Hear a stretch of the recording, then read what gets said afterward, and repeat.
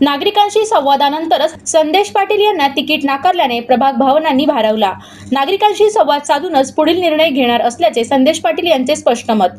प्रभागातून संदेश पाटील यांना उमेदवारीचे तिकीट न मिळाल्याने संपूर्ण प्रभागात भावनिक वातावरण निर्माण झाले आहे।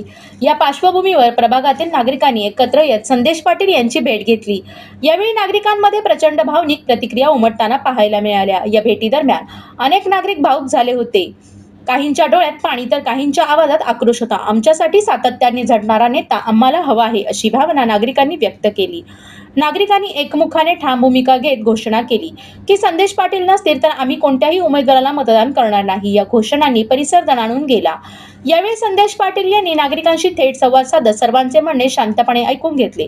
नागरिकांचा भावनिक पाठिंबा पाहून तेही काही क्षण भावुक झाले। त्यांनी यावेळी स्पष्ट केले की पुढील कोणताही निर्णय नागरिकांशी सविस्तर संवाद साधूनच घेतला जाईल। या घटनेमुळे प्रभागातील राजकीय वातावरण तापले असून नागरिकांची एकजूट आणि भावना लक्षात घेता येत्या काळात याचे दूरगामी राजकीय परिणाम होण्याची शक्यता व्यक्त केली जात आहे।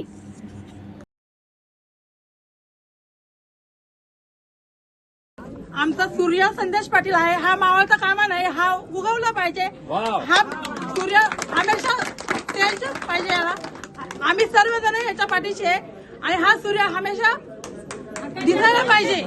हा चंद्रासारखा मावळला नाही पाहिजे। हा सूर्यासारखा तेज एकदम खणखणीत पाहिजे आम्हाला। आणि आम्हाला दुसरं कोणीही नको, आम्हाला संदेश पाटीलच एक पाहिजे।